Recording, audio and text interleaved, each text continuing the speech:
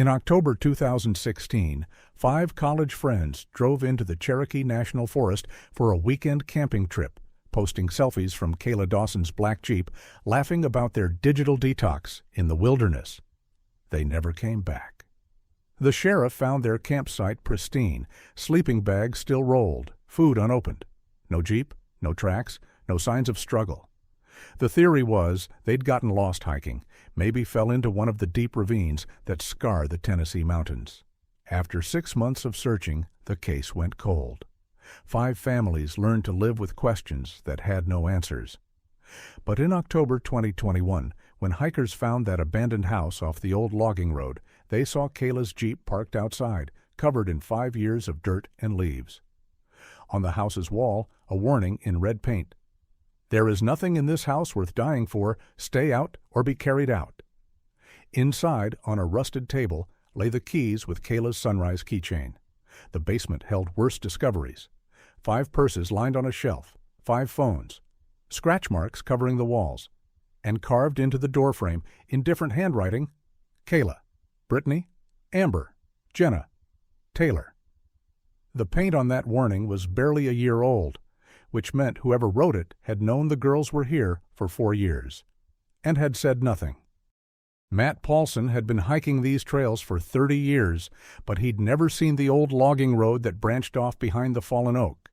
His wife Deb spotted it first, barely visible through the October undergrowth, just 2 ruts in the earth leading deeper into the forest.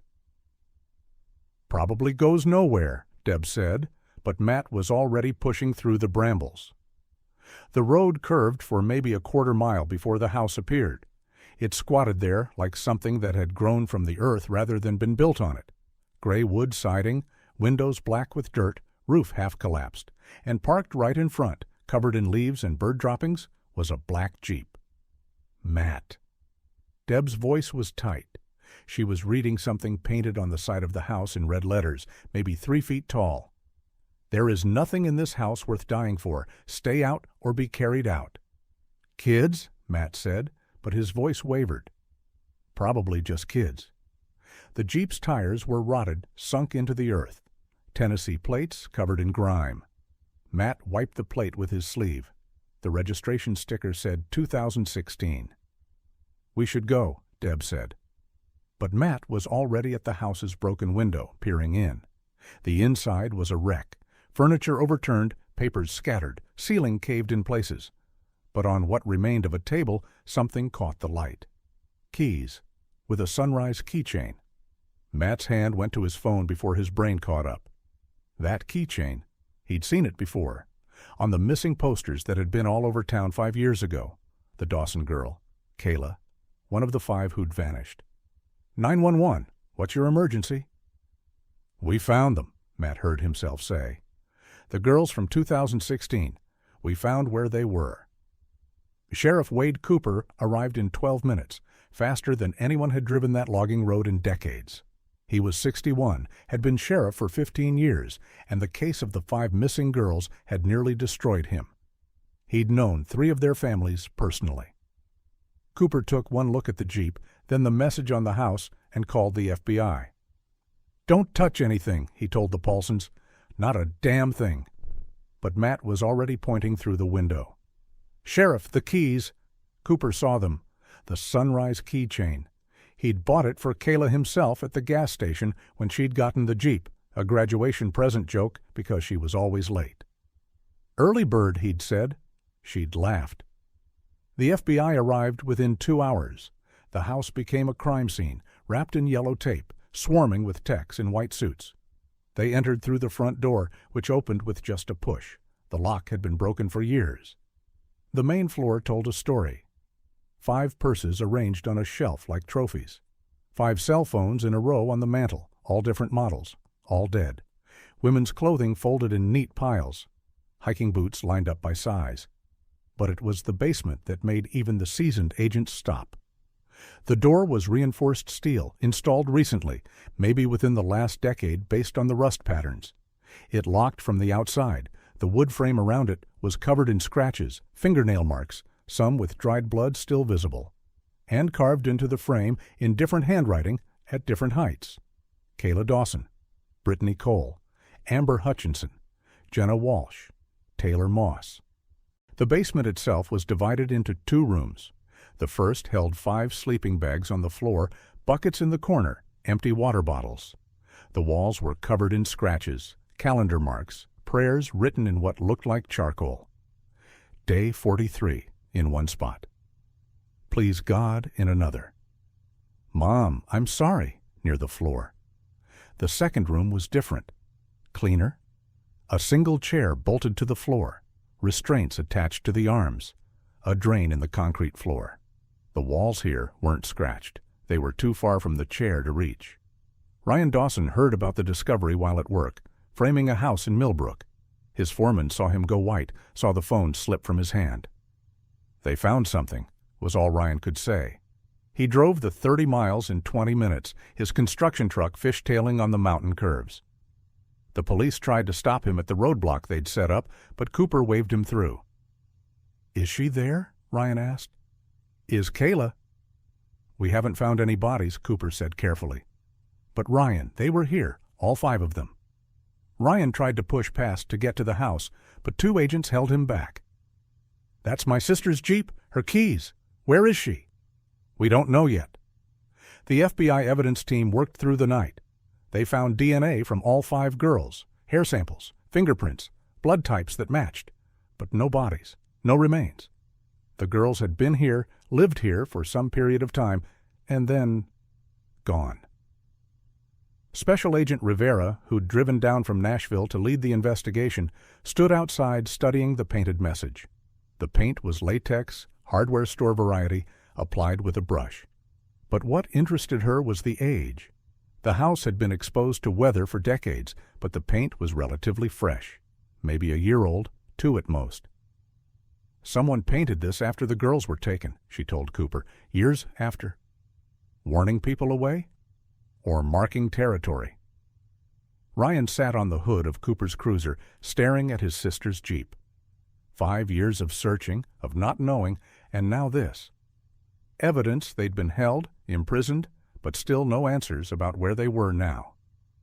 Deb Paulson gave her statement for the 4th time, her voice steady, but hands shaking. The way the keys were placed, she said. Dead center on that table, like someone wanted them to be found. But that message was telling us to stay away. Cooper had a team photograph every inch of the house. In one of the photos, barely visible in the basement, they found something else. Written in what looked like Brittany Cole's handwriting, based on comparison to her journal they'd found in her purse. He comes at night, local accent, knows our families, knows the woods. We trusted him. Cooper felt his stomach turn. Local, someone from town, someone who'd probably helped search for these girls, someone who'd comforted their families. As the sun set over the Cherokee Forest, the house gave up one more secret.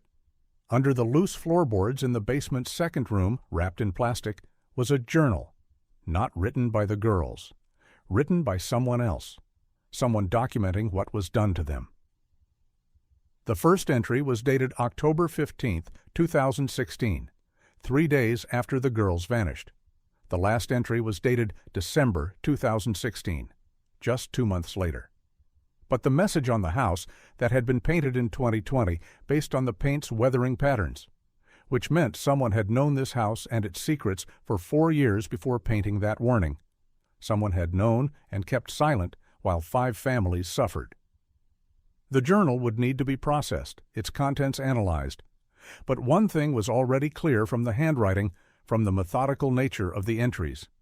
Whoever took these girls had help, or someone had discovered what happened and chose to hide it. Either way, Ryan thought as he stared at that red-painted warning, someone in town knew exactly what had happened to his sister, and they were still out there. The FBI's evidence response team worked through the night, transforming the abandoned house into a grid of numbered squares, each photographed, cataloged, processed. By dawn, they had enough evidence to know this wasn't just a crime scene.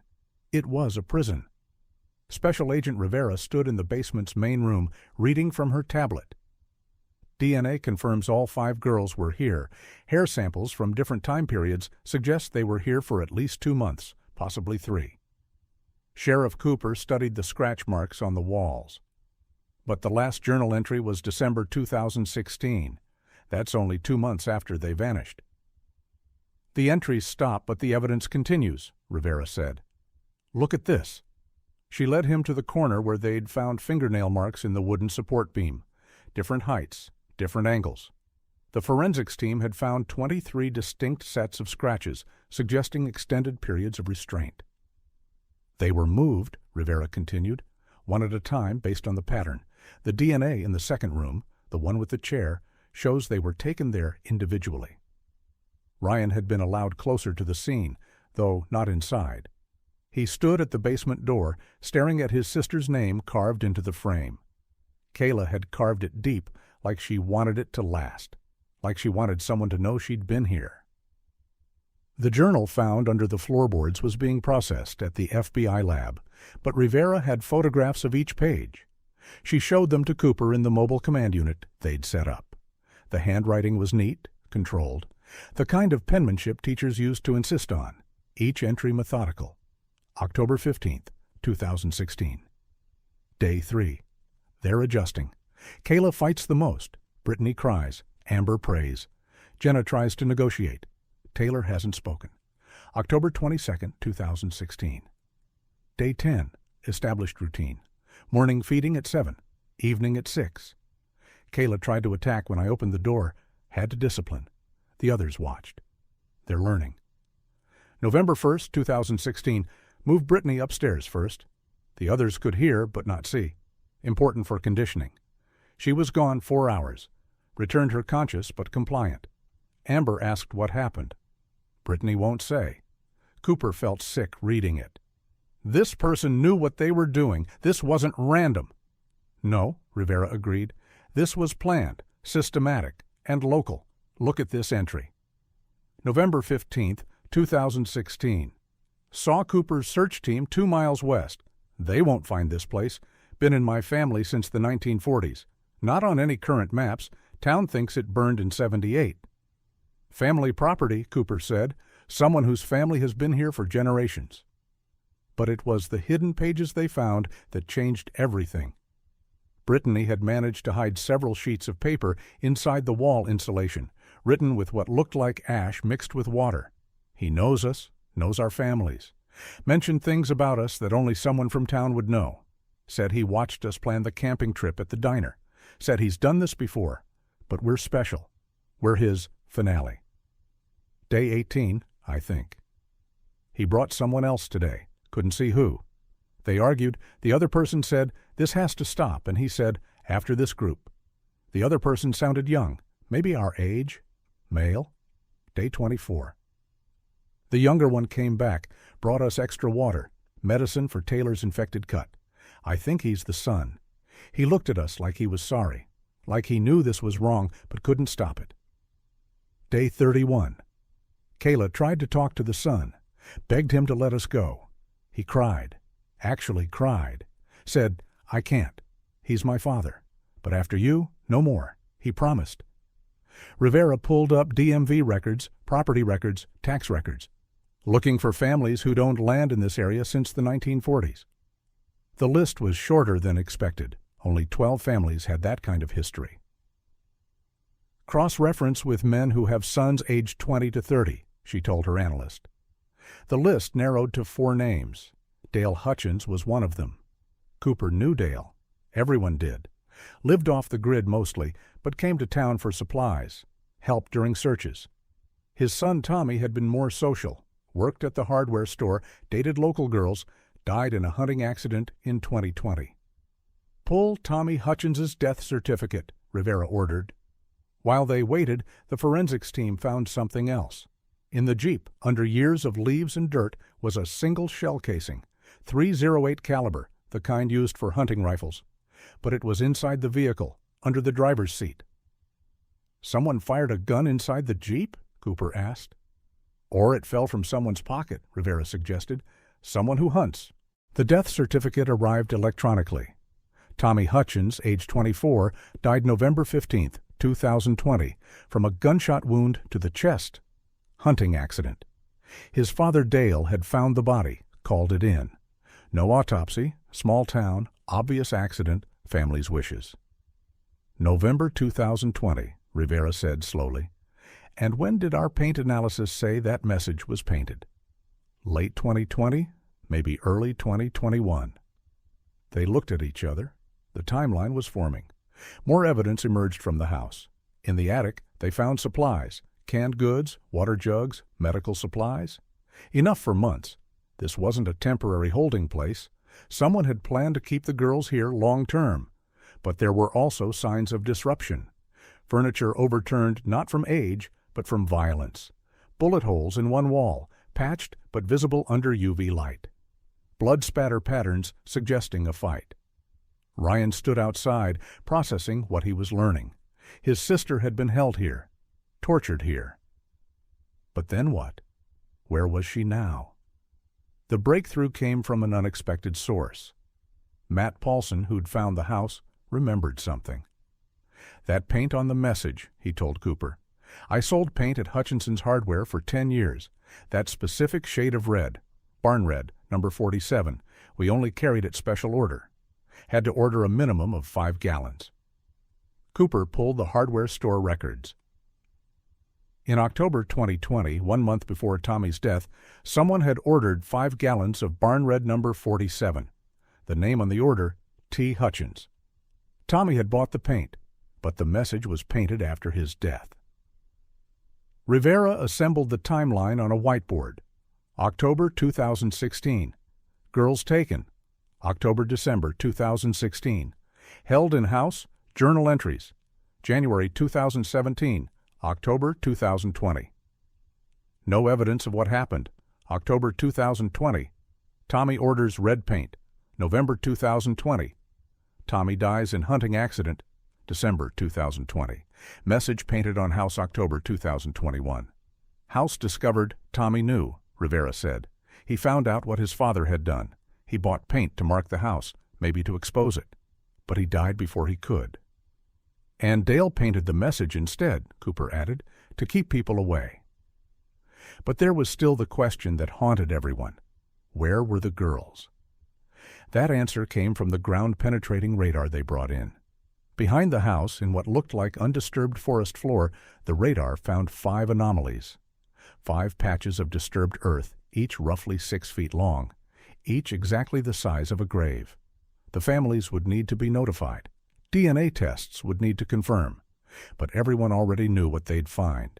Except when they started digging, they only found 4 bodies. Kayla, Amber, Jenna, Taylor. Brittany Cole wasn't there. And when they checked the journal again, they noticed something they'd missed. The entries stopped in December 2016, but there was one line written in different ink, dated much later. October 2020. Tommy found out. Brittany talked.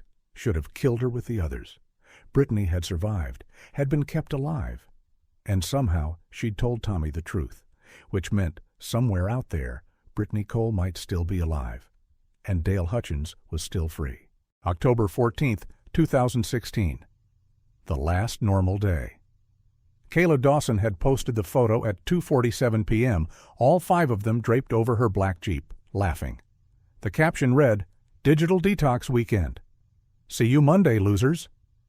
Brittany Cole had commented, If we die out there, I'm haunting you first. The irony wasn't lost on anyone reading it 5 years later. They'd left from Kayla's parents' house around 4 p.m. Ryan remembered because he'd been fixing their garage door and Kayla had honked the horn just to annoy him. He'd flipped her off. She'd laughed. That was the last time he saw his sister. The plan had been simple. Camp at designated site number 47 in Cherokee National Forest, a spot Kayla had reserved weeks in advance. 3 nights of hiking, campfires, and friendship before they all went back to college for senior year. Amber had even brought her camera to document everything for their last hurrah before real life. Sheriff Cooper had been on duty that Sunday when Brenda Dawson called. The girls were supposed to be back this morning, she'd said, voice tight with controlled panic. Kayla's not answering her phone. Standard protocol was to wait 24 hours for adults, but Cooper knew these girls. They weren't the types to disappear. By Sunday evening, he'd driven out to campsite number 47 himself.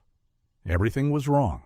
The campsite was pristine, 5 sleeping bags still rolled tight, cooler full of unopened food, Amber's expensive camera sitting on the picnic table.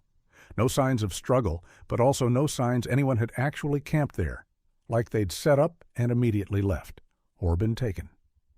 The search started at dawn Monday. Volunteers from town, state police, park rangers. They found the Jeep's tracks leaving the campsite, heading down a fire-break road that wasn't supposed to be accessible to civilians.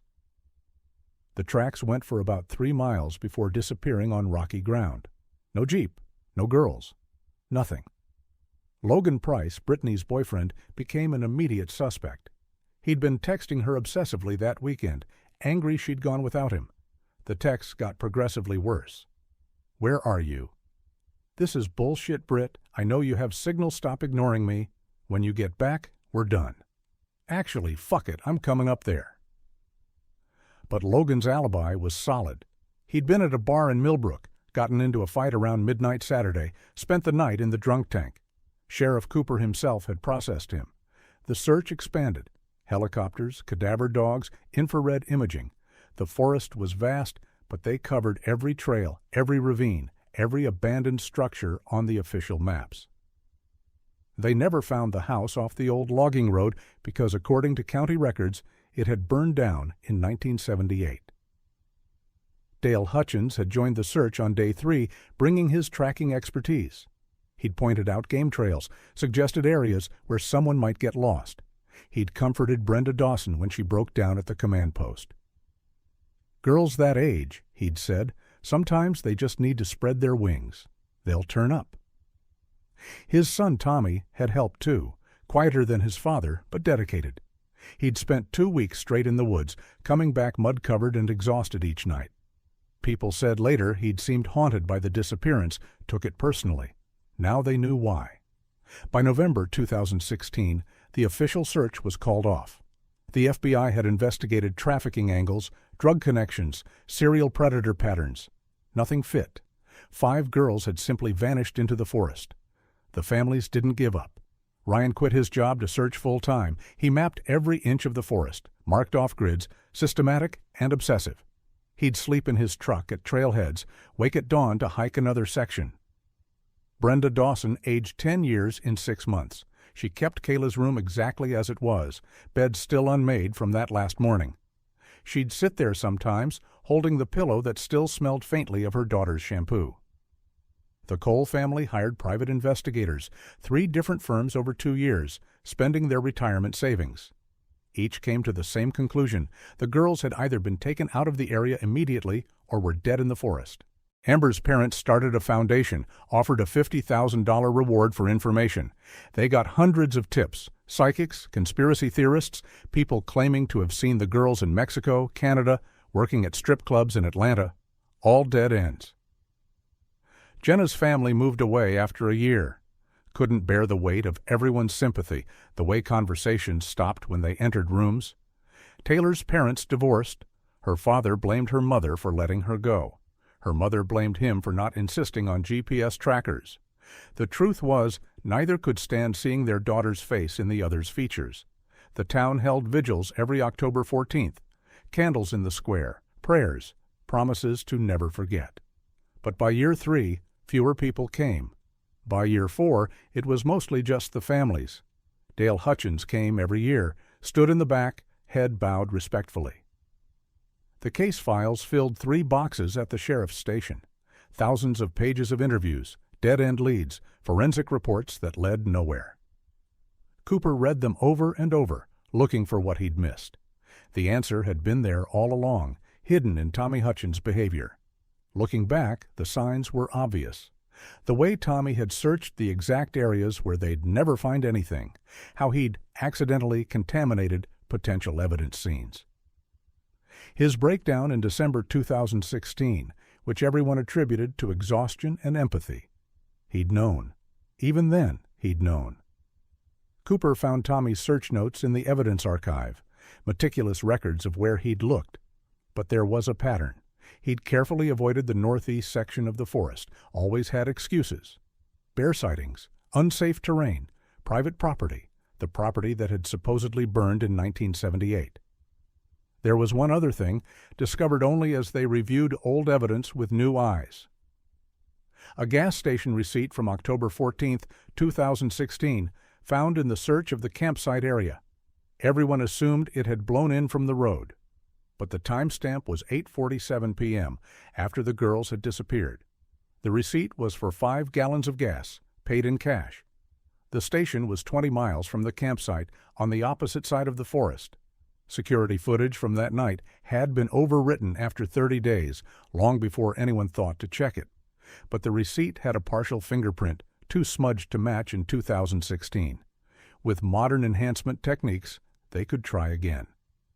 Ryan stood in the FBI command unit, staring at the photos of 5 smiling girls. His sister, front and center, throwing peace signs at the camera. So alive, so unaware of what was coming. "We're going to find him," Rivera promised. "You found them," Ryan corrected. 4 of them anyway, but Brittany might be alive. And Dale. He stopped, unable to finish. Dale Hutchins had helped search for girls he'd already killed, had comforted families while their daughters' bodies were buried on his property, had watched the town grieve while he kept his secret. And his son had known, had lived with that knowledge, had tried to order paint to mark the house, maybe to finally expose the truth. Instead, Tommy had died in a hunting accident 1 month later. Now they understood the real message painted on that house.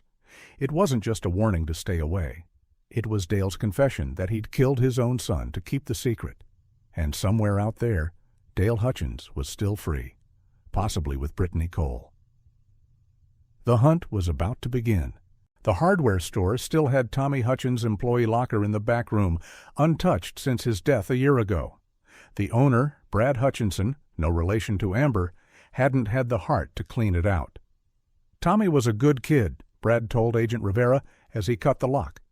Quiet after his mom died, but reliable. Never missed a shift until when? October 2020. Started calling in sick, showing up late. Looked like hell when he did come in. I figured it was depression. Anniversary of those girls disappearing and all. The locker contained work gloves, a jacket, deodorant, and a flip phone hidden behind the emergency contact form. An old prepaid, the kind you'd buy at a gas station. Rivera powered it on. The battery was dead, but her tech specialist had a charger. 10 minutes later, they were scrolling through Tommy's hidden life. Draft messages never sent. October 3rd, 2020. I know what you did. October 8th, 2020. They deserve to be found. October 15th, 2020. I can't do this anymore. Then finally, one that was sent. October 31st, 2020. To a number that traced back to an FBI tip line. Check the old Hutchins property off Logging Road 47, 1940s house. But the tip had never been investigated. Rivera dug into the records. The tip line had received 1,847 calls about the missing girls over 4 years. This one had been classified as low priority, vague location, no specific evidence. Tommy had tried to tell them. 2 weeks before he died. Sheriff Cooper was searching Tommy's apartment when he found the laptop hidden in the ceiling tiles of the bathroom. Why hide a laptop unless there was something on it you didn't want found? The browser history painted a disturbing picture. How to report a crime anonymously. Witness Protection Program requirements. Can you turn in your father for murder? Statute of Limitations, Tennessee murder. If you know about a crime and don't report it. The searches started October 1st, 2020. Something had happened that day to make Tommy start looking for answers. Ryan found what that something was. October 1st was the day Dale and Tommy went hunting together, Ryan told Rivera, showing her social media posts from locals. Annual thing, first day of bow season. They always went to the same area, northeast section of the forest. Northeast section, where the house was. Cooper interviewed Tommy's ex-girlfriend, Marissa Wells. She worked at the diner, had dated Tommy for 2 years before they split in 2019. The breakup was weird, Marissa said, fidgeting with her coffee cup. Tommy just changed, became paranoid, said his dad was making him do things he didn't want to do. I thought he meant like work on the property or something. When did this start? Winter 2016, right after those girls went missing. Tommy was never the same after that search. Rivera pulled Tommy's medical records, 3 ER visits between 2017 and 2020. Hunting accidents each time. Broken ribs, dislocated shoulder, concussion. The attending physician had noted injuries inconsistent with stated cause, but hadn't followed up. Dale had been hurting his son. Training him? Punishing him? Keeping him in line? The breakthrough came from Tommy's phone records. On November 14, 2020, the day before his death, he'd made 17 calls. 16 were to the same number, a burner phone that they couldn't trace. One was to someone unexpected, Brittany Cole's aunt in Memphis. The aunt, Linda Cole, answered Rivera's call on the second ring. "I've been expecting this call for a year," she said. According to Linda, Tommy had called her, frantic, said Brittany was alive, but not for much longer, said his father was cleaning up loose ends. He'd begged her to come get Brittany, gave an address, 4782 Highway 19, an old trailer on the outskirts of town. "I drove up that night," Linda said, "but when I got there, the place was empty, burned out, still smoking." "Did you report this?" "To who?" "The nephew of the sheriff told me a missing girl was alive. Then she wasn't there. They'd have thought I was crazy." "Why didn't Tommy call the police himself?" Linda was quiet for a moment. "He said his dad had ears everywhere, said there were others involved, people in town who knew." Rivera felt cold. Others involved, not just Dale. They searched the burned trailer site. Fire department records showed the fire was reported November 15, 2020, at 3 a.m., anonymous caller. By the time trucks arrived, it was fully engulfed. In the ashes, forensics found bone fragments, human, female, but too damaged for DNA extraction. Had Brittany been there? Had Dale moved her and burned the evidence? Or had she never been there at all? Ryan was going through Tommy's work schedule when he noticed something. Tommy had requested specific days off over the years, not holidays or weekends, random Tuesdays, Thursdays. But when mapped out, they formed a pattern. Every day Tommy took off, someone had reported seeing the missing girls. Credible sightings that pulled resources away from certain areas. A girl matching Kayla's description at a truck stop in Kentucky reported the same day Tommy was off. Brittany supposedly spotted in Nashville. Tommy was off that day, too. Tommy had been creating false leads, protecting his father, or protecting the girls. Cooper found one more thing in Tommy's apartment. Hidden inside a cutout book was a single key. Old-fashioned, brass, the kind used for padlocks.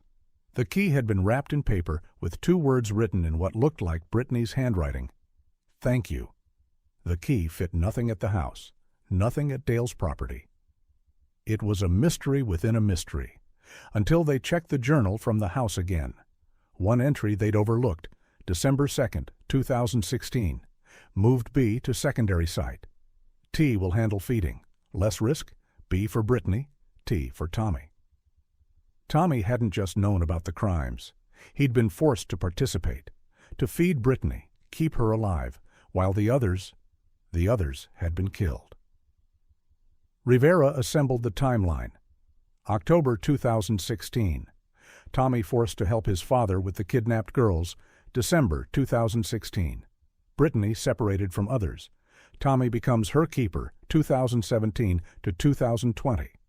Tommy maintains the secret, creates false leads, lives with the guilt. October 1st, 2020. Something happens during hunting trip that breaks Tommy. October-November 2020. Tommy tries to expose everything November 15th, 2020. Tommy dies, trailer burns, Brittany vanishes. Sheriff Cooper stood in the FBI command unit staring at the evidence board. Tommy tried to save her. For 4 years, he kept Brittany alive somehow. Then when he tried to expose it all... "Dale killed him," Rivera finished. Ryan held up the key. This opens something. Somewhere Brittany was kept. Tommy gave her this key at some point. But where? We've searched every property Dale owns. Then we haven't found them all, Ryan said. Dale's been here since the 1940s. His family owned half this county once. There have to be other properties, other places. As night fell, one thing was becoming clear. Tommy Hutchins had been both accomplice and victim. He'd kept the secret that destroyed him, and when he finally tried to do the right thing, his father had killed him for it. The red paint message on the house took on new meaning. Dale hadn't just painted it to warn people away. He'd painted it as a memorial to his son, the boy who couldn't stay out, who had to be carried out. And somewhere, if Tommy's desperate call to Linda Cole was true, Brittany might still be alive. They had to find Dale Hutchins before he finished cleaning up his loose ends. Ryan couldn't sleep. He sat in his apartment, staring at the key from Tommy's apartment, turning it over in his hands. A standard brass padlock key, probably 40 years old based on the wear. The paper with Brittany's thank you was analyzed by the FBI, written in pencil, her handwriting confirmed, but no way to date it. Sheriff Cooper had spent the night going through Tommy's final weeks, phone records, bank statements, gas receipts. The picture that emerged was of a man unraveling. October 1st, 2020, Tommy withdrew $500 cash from ATM. October 5th, bought 5 gallons of gas, paid cash. October 8th, withdrew another $500. October 15th, ordered the red paint from his own store. October 20th, missed 3 days of work. October 31st, sent the FBI tip. November 10th, bought a .308 hunting rifle, the same caliber that would kill him 5 days later. He bought his own murder weapon, Cooper told Rivera over coffee at 6 a.m. Or he bought it for protection and Dale took it from him. They'd interviewed everyone who'd seen Tommy in those final weeks. The bartender at Murphy's remembered him clearly. Kid was drinking heavy, Jake Murphy said. Not normal for Tommy. He was usually a 2-beer guy. But that October, he was here every night. Whiskey, straight. Did he say anything? One night, maybe November 10th or 11th, he was real drunk, kept saying, "I can't do it anymore." When I asked what, he said, "Keeping secrets." Then he laughed, bitter-like, and said, 4 years of feeding the ghost. Feeding the ghost? Brittany. Ryan had gone back to the burned trailer site with ground-penetrating radar. The official investigation had been minimal, assumed drug lab explosion, common in rural areas. But Ryan found something they'd missed, a root cellar hidden under debris. Inside, makeshift living quarters, a cot, portable toilet, stack of books, women's clothes, and scratched into the concrete wall. BC 2016 to 2020, Tommy brings food Tuesdays and Fridays. Brittany had been here for 4 years. Rivera stood in the cellar using UV light to find more. Blood on the cot, not much old. Hair in the drain of a makeshift shower.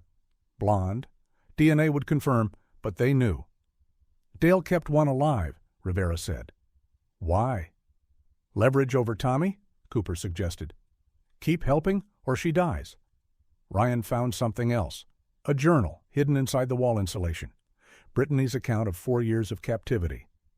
Day 1, December something, 2016. Dale separated me from the others. Says I'm Tommy's responsibility now. Tommy won't look at me. He knows what happened to the others. Day 47. Tommy brought antibiotics for my infected cut, risked his father's anger. He cried while cleaning the wound, said, "I'm sorry," over and over. Day 186. I asked Tommy why I'm alive. He said his father needs him to have skin in the game. If Tommy talks, I die. If I escape, Tommy dies. We're both trapped. Day 743. Tommy taught me the feeding schedule. Tuesdays and Fridays, always between 2 and 4 p.m. when Dale is at town meetings or church. Tommy times it perfect. Day 1, 1095. Tommy's breaking. Drinks before he comes now. I can smell it. Today he gave me this key, said just in case. Won't say what it opens. Day 1460, October 2020. Something's changed. Tommy says he found something at the old house. Says he can't do it anymore. Says he's going to get me out. I'm scared. Dale always knows. The last entry was November 14th, 2020. Tommy called someone. Says help is coming. Gave me his truck keys. Told me to run if I hear gunshots. Dale's truck just pulled up. Tommy's going outside to talk to him. It's been an hour. He hasn't come back. Rivera called for cadaver dogs to search the area around the trailer. Within an hour, they found what everyone expected, a shallow grave 200 yards into the woods. But it wasn't Tommy. The dental records confirmed it was a young woman, early 20s, dead approximately 1 year. That's not Brittany, the coroner said. This woman was Asian, probably 5 feet 2 inches tall. Been dead since around November 2020. Another victim, someone they didn't even know about. Cooper ran missing persons from 2020. Found her, Stephanie Wu, 22, disappeared from State College in September 2020. Last seen at a gas station 50 miles from here. Dale didn't stop after the 5, Rivera said quietly. He kept going. Ryan was mapping Tommy's movements when he noticed something. Every Tuesday and Friday, Tommy's phone pinged off the same cell tower, not near the trailer, but 3 miles east. Middle of nowhere according to maps. They drove out there, found nothing but forest and an old fire road. But Ryan noticed fresh tire tracks, maybe a week old. Someone had been here recently. Following the tracks led to an old ranger station, abandoned since the 90s, locked with a newish padlock. Ryan held up Tommy's key. It fit. Inside, canned goods, water jugs, medical supplies, a cot with restraints, women's clothes. And on the wall, a calendar. X's marked through dates, stopping at November 14th, 2020. But then, in different handwriting, new X's started October 1st, 2021. Someone had been here 3 weeks ago. Brittany's alive, Ryan said, and Dale's still keeping her. They processed the station, found fingerprints, Dale's, Tommy's, and a third set. Female, no match in the system. But there was blood on the doorframe, fresh enough to still have DNA. While they waited for results, Rivera found something in Tommy's bank records she'd missed. A storage unit paid up for 5 years in advance. Paid October 8th, 2020, right after that first ATM withdrawal. The storage unit was in the next county, under a fake name. Inside, boxes of evidence. Photos of the 5 girls at the house, dated 2016. Dale's journal, the real one, describing in detail what he'd done. And a USB drive labeled Insurance. The drive contained videos. Dale had recorded himself, confessing, explaining his work, showing the girls while they were alive. Ryan couldn't watch. Cooper made it 30 seconds before running outside to vomit. But at the end of the last video, dated December 2nd, 2016, Dale said something crucial. Brittany stays alive. She's Tommy's project now. Boy needs to learn the family business. Either he becomes like me, or he breaks. Either way, I win. Tommy had gathered all this to expose his father, had paid for the storage unit to keep it safe.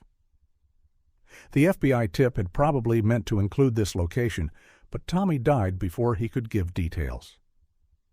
Rivera's phone rang. DNA results from the ranger station. The blood was less than 72 hours old. Female. And it matched partial DNA from the burned trailer. Samples they thought were too degraded to identify. Brittany Cole was alive. And she'd been at that ranger station 3 days ago. Dale's keeping her on the move, Cooper said. He knows we're close. Ryan stood in the storage unit, surrounded by evidence of 5 years of horror. Tommy had tried to stop it, had gathered proof, made plans, tried to save at least one person. We need to find Dale now, Ryan said, before he decides Brittany's too much of a liability. Cooper's phone rang. It was dispatch. Sheriff, we just got a 911 call. Hiker found a woman wandering Highway 19, blonde, early 20s, asking for Sheriff Cooper by name. Says her name is Brittany Cole. They raced to the hospital. But when they arrived, the woman was gone.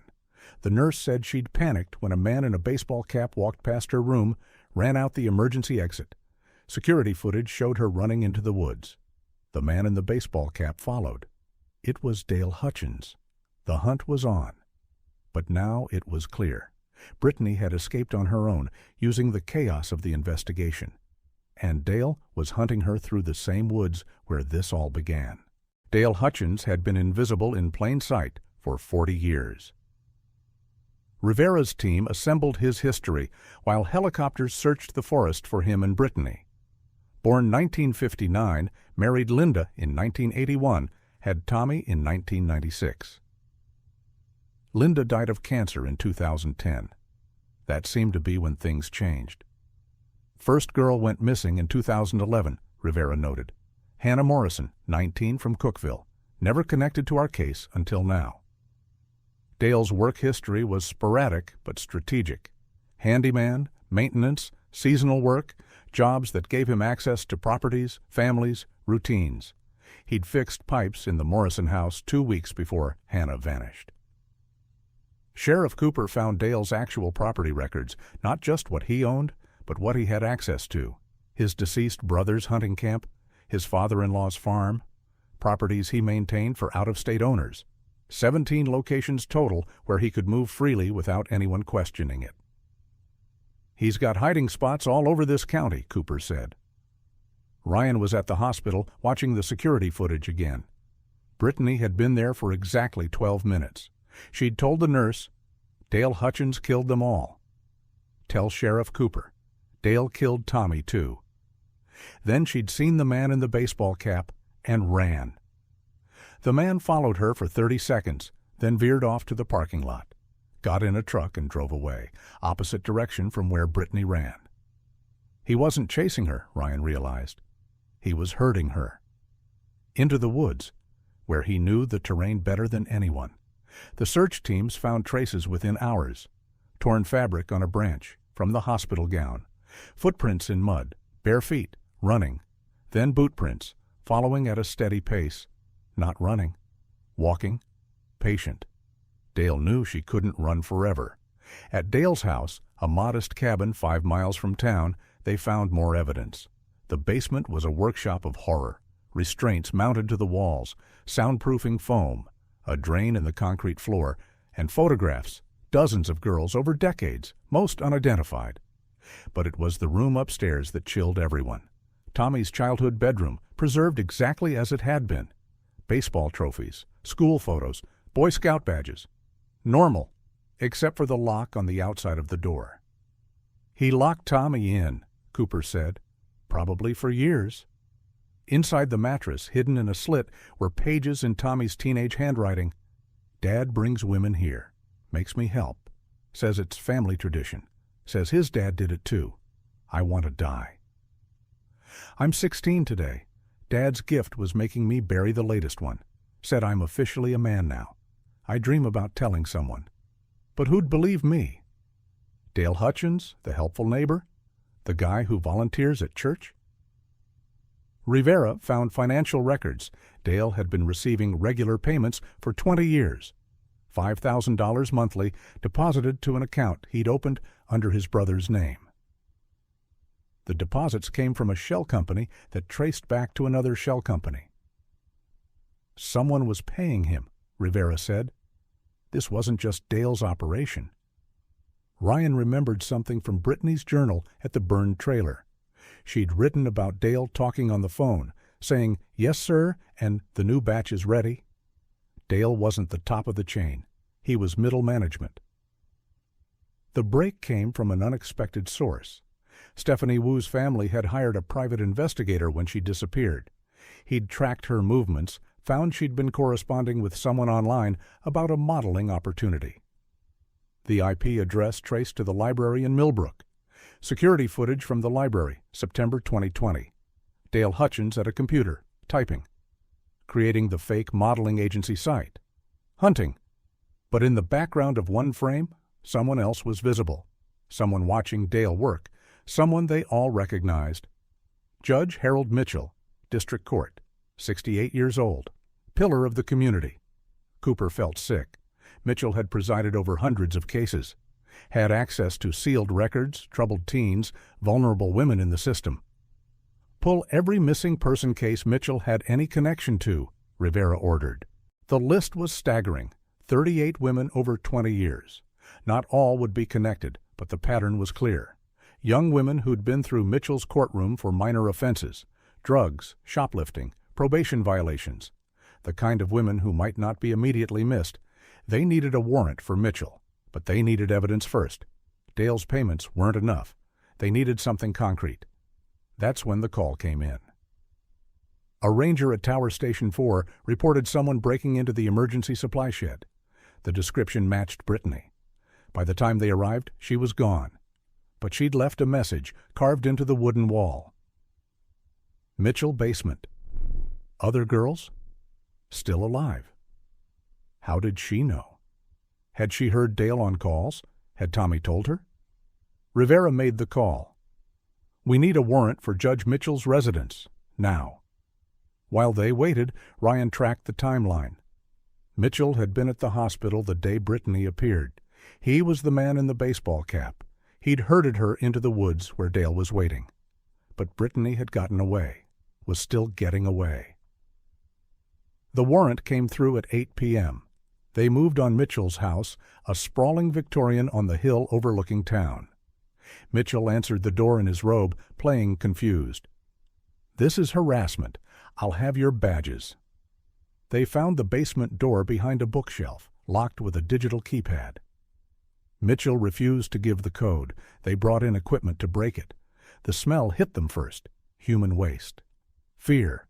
But also life. 3 women, chained to walls, alive.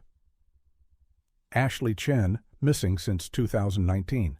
Maria Rodriguez, missing since January 2021, and someone who shouldn't have been there.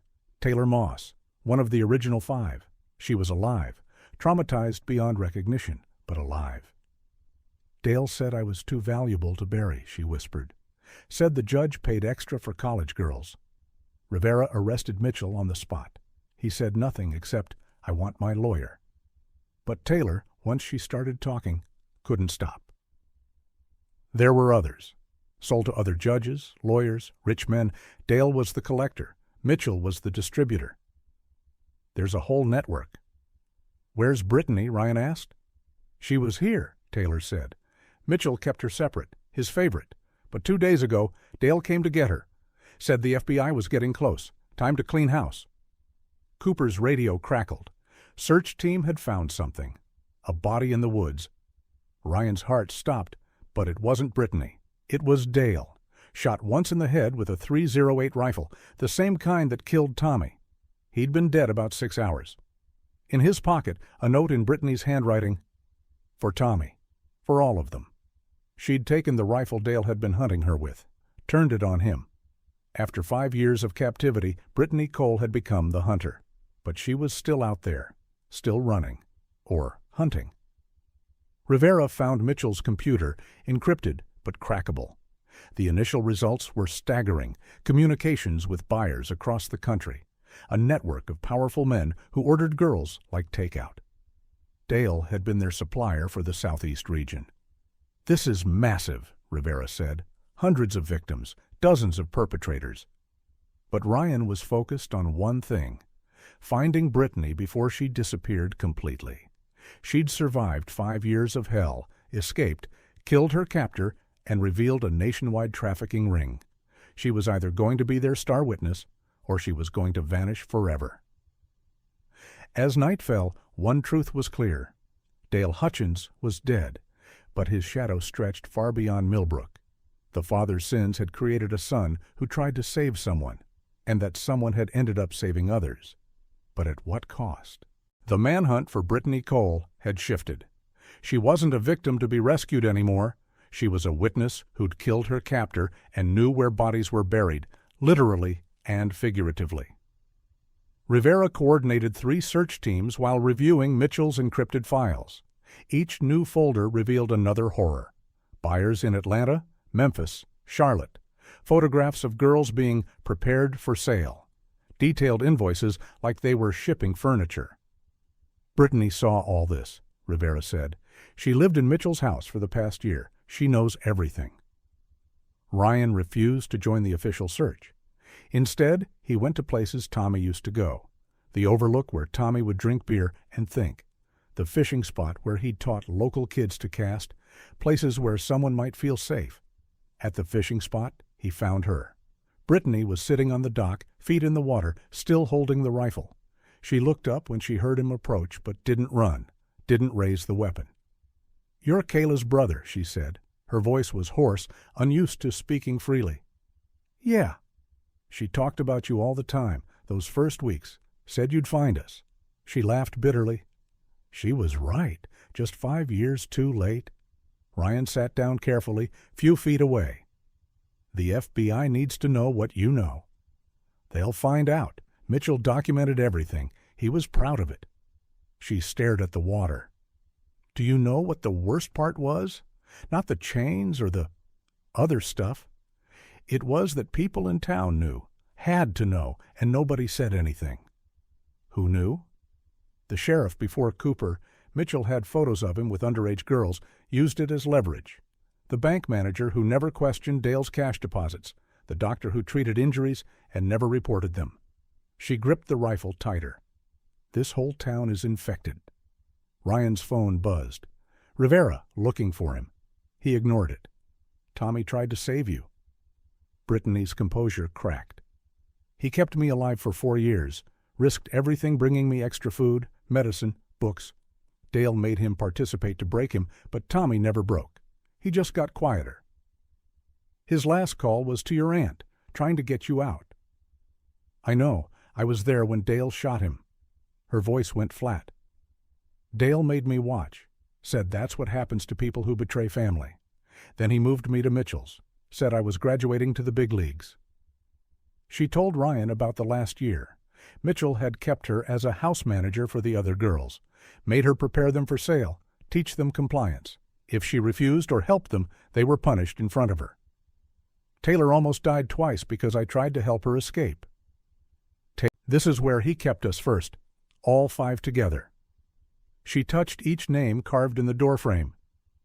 "Kayla fought the hardest. Jenna prayed constantly. Amber tried to keep our spirits up. Taylor just shut down." "Why did he keep you alive?" "Tommy. When Dale decided to kill the others, Tommy begged for one, said he'd do anything if his dad spared one. Dale thought it was funny, his soft son trying to save someone, so he gave him me as a project." She walked to the corner where they'd found the scratch marks. "This is where Kayla died. Dale strangled her while we watched, said it was a lesson about resistance." Ryan's hands were fists, his sister's last moments, and he hadn't been there to protect her. "She said your name at the end," Brittany added quietly. "Said to tell you she loved you."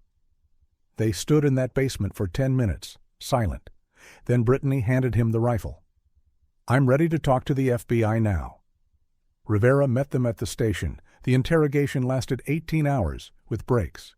Brittany drew maps, named names, provided dates. The network was vast. Judges, politicians, police, businessmen. Mitchell was just one node. "There's a summit," Brittany revealed. "Every December. They meet to divide territory, set prices, share resources. This year, it's in Atlanta, December 15th. "That's in 3 weeks," Rivera said. "Mitchell already paid for 5 girls to be delivered. They're being collected right now." Rivera immediately contacted the Atlanta office. Multi-state operation forming. This was bigger than anyone imagined. But Brittany had one more revelation. "Tommy left something, a safety deposit box. He gave me the key that last day, said if anything happened to him, give it to someone trustworthy." She pulled out a small key, different from the padlock key. "Bank of Tennessee, Millbrook Branch, Box 447. Cooper got a warrant. Inside the box, USB drives containing videos Dale had made of buyers with their victims, faces clearly visible, judges, sheriffs, mayors, CEOs, hundreds of hours of evidence. "Tommy knew this would destroy them all," Cooper said. He was building a case. The videos were brutal but undeniable. Mitchell with Taylor, Dale with the original 5, dozens of men with girls who were still missing. But one video stood out. Dale, speaking to camera, dated October 2020. "If you're watching this, I'm dead. Tommy finally grew a spine. But you need to know, I'm not the monster here. I'm just the zookeeper. The real monsters are the ones who paid to visit the zoo." Then he named names, 43 men in 5 states, their preferences, their payments, their victims. He made this for insurance, Rivera said, in case the network turned on him. By evening, arrests were happening across the Southeast. Mitchell had already flipped, trying to save himself by naming everyone. The network was cannibalizing itself, but Brittany sat in the station, looking hollow. It doesn't bring them back. Kayla, Amber, Jenna, still dead, still buried out there. Ryan sat beside her. But Taylor's alive. The 3 in Mitchell's basement are alive, and the 5 they were about to take are safe. That's something. Is it enough? No, but it's what we have. That night, Brittany was placed in protective custody. She was the star witness for what would be the biggest trafficking case in Tennessee history. But she was also a killer. Dale's death would need to be addressed. Self-defense, the DA said immediately. After 5 years of captivity, clear case of self-defense. As Ryan drove home, he passed the abandoned house one more time. The FBI was excavating the graves, returning remains to families. 4 of the 5 original girls would finally go home, but somewhere out there were dozens more burial sites, dozens more families who might never get answers. The hunt for the living was over. The hunt for the dead had just begun. The FBI set up a temporary morgue in the Millbrook Community Center. 17 bodies recovered so far from locations Brittany had mapped. Families gathered outside, waiting to know if their daughters, sisters, wives were among the dead. Rivera stood before a wall of missing persons photos, 63 women who'd vanished from Tennessee and surrounding states over 20 years. They'd identified 11 bodies so far through DNA, 52 families still waiting. Dale's journal, recovered from a hidden compartment in his truck, filled in the gaps. Entry number 1, June 2011. Mitchell says the market's growing. Younger, prettier, more specific requests. Says I'm an artist at finding them. Funny. Dad called it culling the herd. Weak ones, lost ones, ones nobody important will miss. Entry number 15, October 2016. The 5 college girls were ambitious, but Mitchell wanted a bulk order, said his buyers were pooling resources. Took them all at once. Too risky, but the money? $250,000 for the set. Entry number 47, December 2016. Had to kill 4. Mitchell only wanted 1 blonde. Tommy begged for the Cole girl. Weak boy. But maybe saving one will toughen him up, make him understand the family business. Ryan couldn't read anymore, but Rivera forced herself through all 200 entries, each one detailed, methodical, proud. He documents 43 murders, she told Cooper, and 17 sales. The sales might still be alive somewhere. The breakthrough came from Taylor Moss, recovering in the hospital. She'd started talking about her year with Mitchell. He had video calls every week with buyers. They'd show their purchases like they were showing off cars. I saw Stephanie Wu on one call. She was in Dubai, alive, but she couldn't continue. We need those call logs, Rivera said. Mitchell's lawyer was fighting everything, but Mitchell himself was cracking. In exchange for life instead of death penalty, he gave up his cloud storage password. Hundreds of videos, girls being displayed by buyers around the world. Some clearly drugged, some seemingly compliant after years of conditioning, but alive. 17 confirmed alive in the past year. We can track them, Rivera said. International operations, but we can find them. Ryan was in the woods with search teams following Brittany's maps. She'd insisted on helping despite FBI protests. At site number 9, an old well on abandoned farmland, cadaver dogs went crazy. 3 bodies, different stages of decomposition, the oldest from maybe 2012. I don't remember this one, Brittany said, staring at the well. Dale must have used it before he started documenting everything. They pulled up the remains. 3 young women, no identification, but one had a distinctive tattoo, a butterfly, on her ankle. Maria Santos, Cooper said immediately, reported missing in 2012. Her family still puts up posters every year. As they cataloged each site, a pattern emerged. The early victims were buried carelessly, barely hidden. But starting in 2016, they were deeper, more carefully concealed. Tommy, Brittany explained. Dale made him do the burials after 2016. Tommy insisted on doing it properly, gave them as much dignity as he could. At several graves, they found items Tommy had added: wildflowers planted above, small crosses made from sticks, stones arranged in patterns. His silent rebellion against his father's horror. Rivera's phone rang. The Atlanta office had moved on the December summit early, based on Brittany's intel. 47 arrests in 6 states. 3 more girls rescued before they could be sold. But the celebration was muted. For every life saved, there were dozens lost. That night, Ryan found himself at the original abandoned house. The FBI had finished processing it, but the red warning remained on the wall. He stared at those words Dale had painted after killing his own son. "There is nothing in this house worth dying for. Stay out or be carried out." Tommy had died trying to save Brittany. Had that been worth dying for? "Yes," said a voice behind him. Brittany stood there, having escaped her protective custody detail again. "Tommy saved me so I could save others. That was worth it." She touched the painted words. Dale thought this was a warning, but it was really Tommy's epitaph. He couldn't stay out. He had to be carried out. But he saved me first. They stood in silence until Brittany spoke again. "There's something else. Something I didn't tell the FBI." Ryan waited. Tommy kept recordings, too. Audio files on a hidden phone. He recorded Dale's conversations with buyers, with Mitchell, with others in the network. She pulled out an old flip phone. "He gave this to me the day before he died. Said if anything happened, use it to burn them all down." The phone contained 63 audio files. Dale discussing prices, methods, victims, Mitchell placing orders. Other voices, some Ryan recognized, pillars of their community. "Why didn't you give this to the FBI?" "Because one of the voices is Sheriff Cooper's predecessor, Sheriff Mills. He's retired, living in Florida.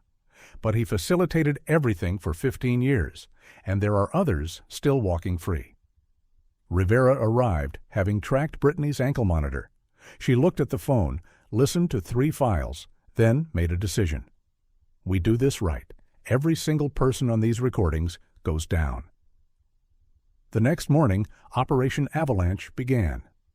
127 arrests across 8 states. Judges, police, doctors, teachers, business owners. The network Dale and Mitchell had fed was vast, interconnected, protected by mutual blackmail and complicity. Sheriff Mills was arrested on a golf course in Florida.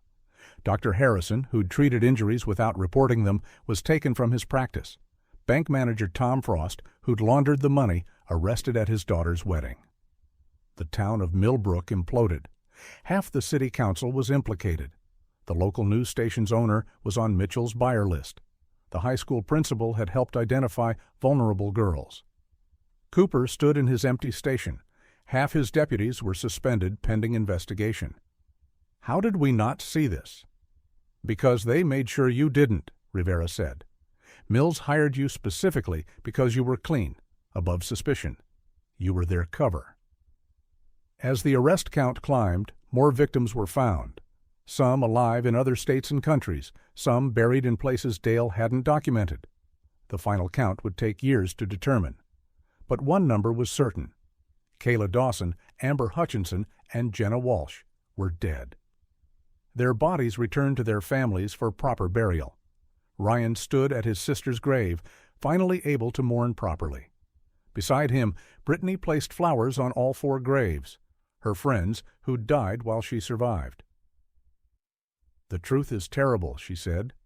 "They died because one man saw them as products and another saw them as merchandise, and a whole town looked away." "But you didn't," Ryan said. "You survived and exposed them all." "Tommy exposed them. I just finished what he started." The FBI estimated the full network had trafficked over 300 women across 2 decades. They'd recovered 61 bodies, rescued 23 survivors, and were tracking 47 more internationally. But for the families in Millbrook, the numbers didn't matter. Only the names, the daughters, sisters, friends who'd vanished into Dale Hutchins' shadow. As the sun set over the town, Brittany made one last revelation. "There's a bunker under Mitchell's house, behind a false wall in his basement. He mentioned it once when he was drunk, said it was his insurance policy. I think there might be someone still down there." Rivera's team moved immediately. They found the bunker, and inside, barely alive, was Hannah Morrison, the first girl who disappeared in 2011. She'd been there 10 years, forgotten by everyone except the man who owned her. She was alive, broken beyond recognition, but alive. The terrible truth was finally complete. The evil wasn't just Dale or Mitchell. It was an entire ecosystem of predators enabled by a community's willful blindness. But Tommy Hutchins, trapped in that ecosystem, had saved one person, and that one person had saved dozens more. In the end, that had to count for something. The town hall meeting was supposed to be about healing and moving forward. 2 weeks after Operation Avalanche, with half the town's leadership in federal custody, the remaining officials called for unity. Ryan sat in the back row, watching maybe 50 people in a room that could hold 300. Brittany was beside him, required to attend as part of her witness protection agreement. Federal marshals stood at every exit. Mayor Patricia Daniels, one of the few officials not implicated, tried to maintain order. "We need to discuss how to rebuild trust in our institutions." "Trust?" Dorothy Corwin stood up, Ashley's mother, finally able to bury her daughter. "You want to talk about trust? Where were you all when our girls were disappearing?" "Mrs. Corwin, we understand." "No, you don't." Another mother, Rebecca Morrison's. "Hannah was kept in a bunker for 10 years while Judge Mitchell sat at community dinners, while Sheriff Mills gave speeches about safety, while Dr. Harrison treated our kids' broken bones and said nothing." The meeting devolved quickly. Accusations, denials, people walking out. But then someone unexpected stood up. Harold Mitchell. He was out on bail, ankle monitor visible, awaiting trial. His lawyer tried to stop him, but Mitchell shook him off. "You want the truth?" Mitchell's voice was steady, unrepentant. "The truth is you all knew, maybe not the details, but you knew something was wrong. Girls don't just vanish. But it was easier to believe they ran away than to ask hard questions." "You son of a bitch!" someone shouted. "I'm a son of a bitch who gave you exactly what this town wanted," Mitchell continued. "Order, prosperity. I kept the bad elements out, made sure your property values stayed high. And if some runaway girls were the price, you were happy to pay it as long as you didn't have to see the bill." Sheriff Cooper stood. "Harold Mitchell, you're under arrest for violating your bail conditions." But Mitchell wasn't done. Dale Hutchins worked on every farm in this county, fixed every car, helped at every church fundraiser. You think nobody noticed when girls disappeared after he'd been around? You think Tommy just seemed traumatized for no reason? As Cooper cuffed him, Mitchell looked directly at Brittany. Ask her how many times people almost helped, how many times someone could have said something." Brittany stood slowly. "He's right." The room went silent. October 2016, Mrs. Patterson saw Dale's truck at the abandoned house. She mentioned it at the grocery store, wondering why he was out there. Nobody followed up. November 2016. Tommy came to the clinic with scratches on his arms, said he'd been helping his dad with something difficult. Nurse Jenkins didn't file a report. December 2016. The bank noticed Dale's suspicious deposits. They filed a currency transaction report that went nowhere. She pulled out a notebook. "I kept track. Every time someone almost helped. 47 instances over 4 years. 47 times this town chose to look away." Mayor Daniels tried to regain control. "We can't change the past." "No, but you can acknowledge it," Ryan said, standing beside Brittany. This wasn't just Dale and Mitchell. This was systematic failure, systematic complicity. The meeting ended without resolution. Outside, news vans waited. The story had gone national. The town that knew was trending on social media. Rivera approached Ryan and Brittany. "We have a problem. 3 of Mitchell's buyers haven't been located. They've gone underground." "Who?" "Gregory Marsh, David Chen, and Robert Paulson all had girls in their possession as of last month. If they've killed them to avoid prosecution." Brittany pulled out Tommy's phone. "There might be something." She scrolled through files. Tommy recorded a conversation between Dale and someone named Greg, mentioned a fallback location in case things went bad. The recording was poor quality, but audible. Dale: "If heat comes, you know the protocol." Greg: "Mountain property's ready. Supplies for 6 months." Dale: "The girls?" Greg: "They travel with us, or they don't travel at all." "He'll kill them rather than get caught," Cooper said. But Brittany was thinking. "No, Greg Marsh is different. I heard Mitchell talk about him. He thinks he's in love with his victim, calls her his wife. He'll run with her, not kill her." "Where would he run?" The recording mentions mountain property. Dale had a cousin with a cabin in the Smokies. Off-grid, solar power, well water. Perfect place to disappear. They mobilized within hours. FBI, ATF, local police. The cabin was 70 miles into the mountains, accessible only by a logging road that hadn't been maintained in years. Ryan insisted on coming.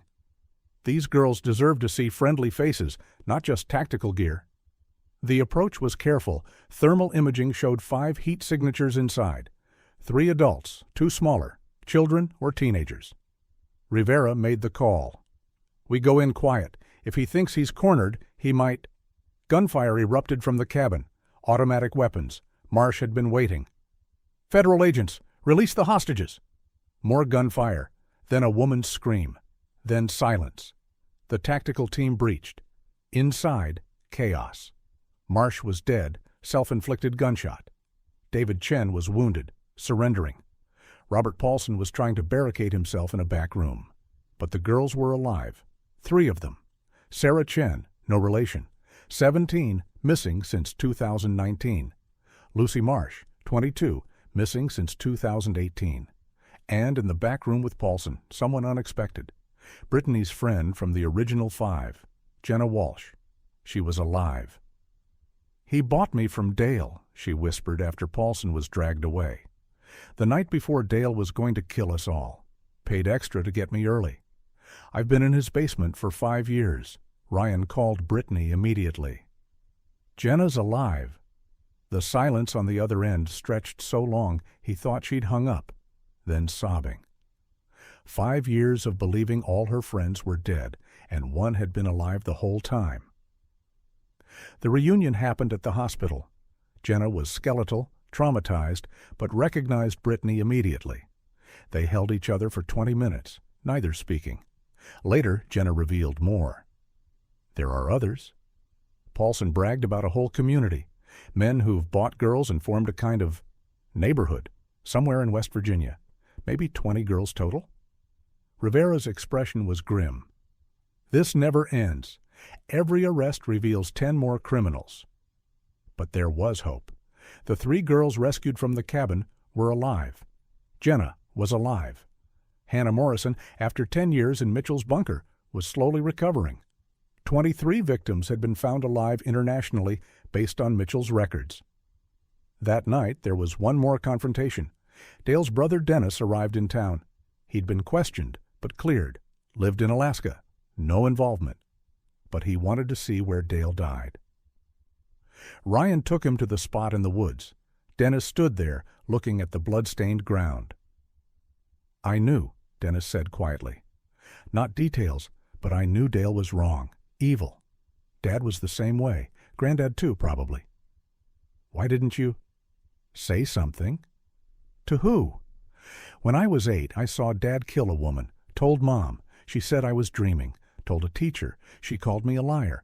Told the sheriff. He had a talk with Dad. Then told me to stop making up stories." Dennis pulled out old photos. Dale and Tommy, years ago. Tommy looked happy, innocent, maybe 10 years old. Tommy called me once, 2016, said he needed help, said his dad was making him do terrible things.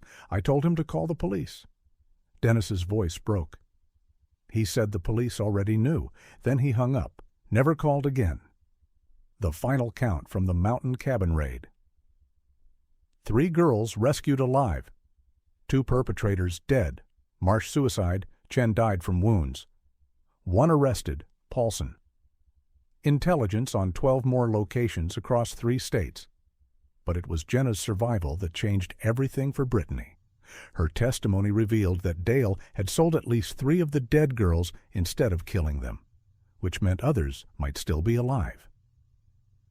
"We have to find them," Brittany told Rivera. "Every buyer, every property, every lead. That could take years. Then it takes years." As they drove back to Millbrook past the abandoned house where it all started, Ryan noticed something. The red warning had been painted over. Someone had written new words. 5 went missing, 2 came home. We remember them all. Below it, fresh flowers, 5 bunches, 1 for each girl who'd vanished that October night in 2016. The confrontation with the truth was far from over. Every arrest, every rescue, every body recovered revealed more horror, but also more hope. Tommy Hutchins had saved Brittany. Brittany had saved dozens. And the network that had seemed invincible was crumbling. Evil had deep roots in Millbrook, but for the first time in 20 years, those roots were being pulled into the light. 1 year later, Ryan stood at the entrance to Cherokee National Forest, watching them dismantle the last of the memorial. 5 white crosses that had stood for 6 years were being replaced with a single stone monument. 4 names etched in granite: Kayla Dawson, Amber Hutchinson, Taylor Moss, Ashley Cole.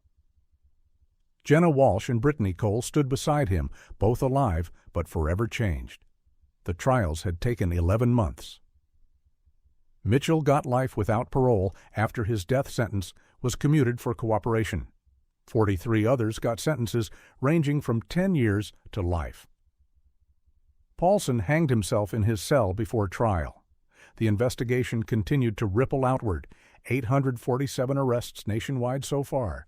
73 girls found alive, 249 bodies recovered and returned to families. Millbrook itself had nearly died. Half the businesses closed after their owners were arrested. Property values crashed. Families moved away, unable to bear the weight of what their town had hidden. The population dropped from 8,000 to 3,200 in 12 months.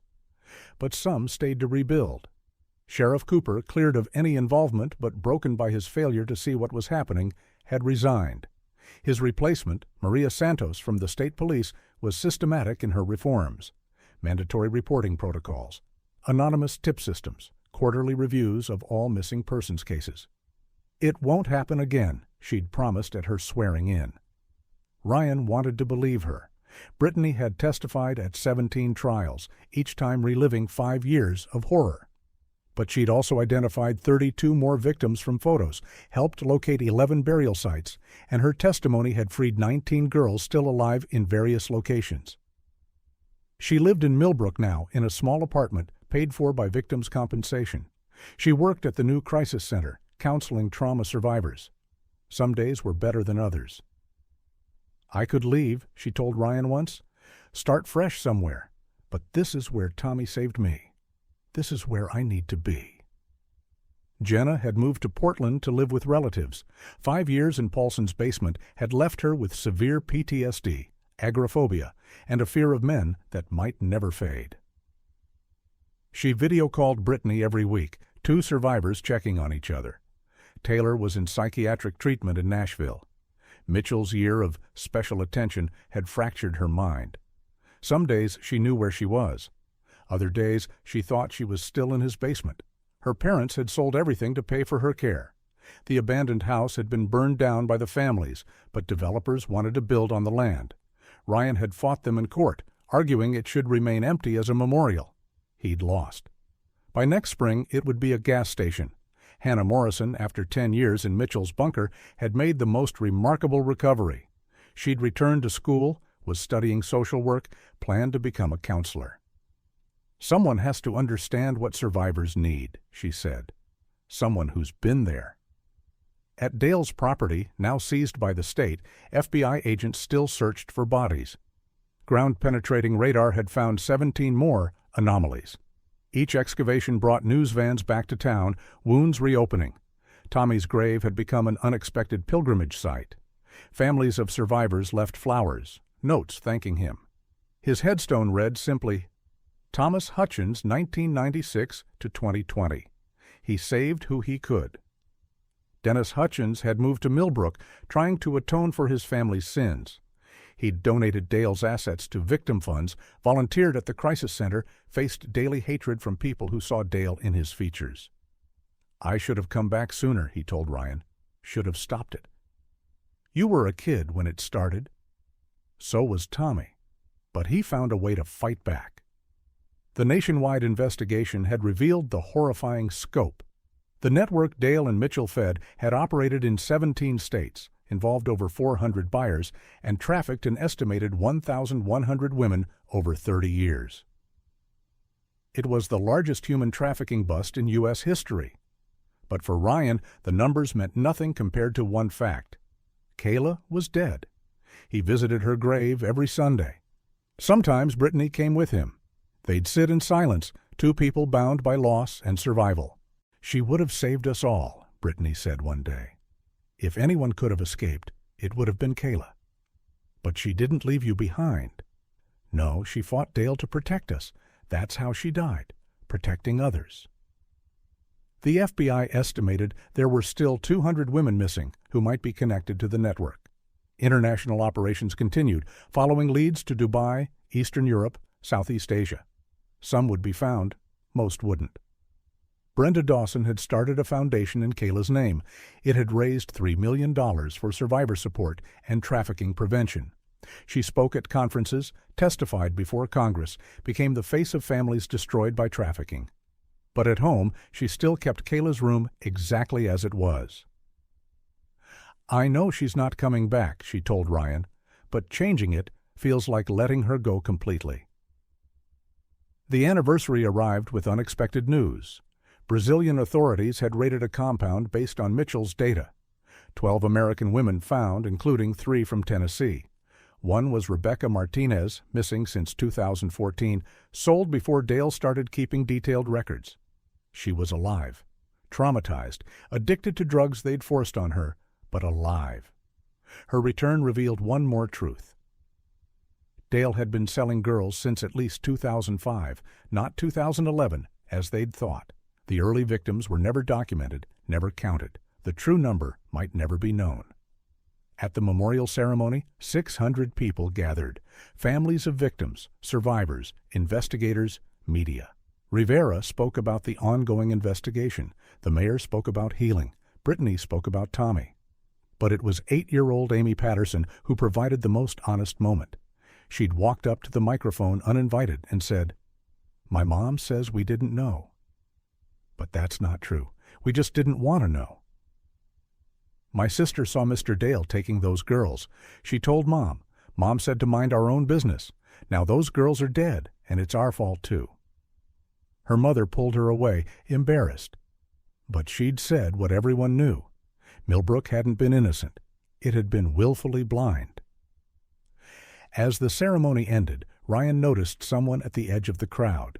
A young woman, mid-20s, blonde, watching intently. When she saw him looking, she disappeared into the trees. He followed, found her standing by the road. She looked familiar, but he couldn't place her. "I'm Emma," she said.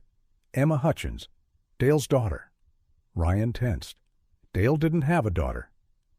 "Not officially. My mom was one of his first victims, back in 2003. Got pregnant. He let her go on the condition she never came back, never told anyone."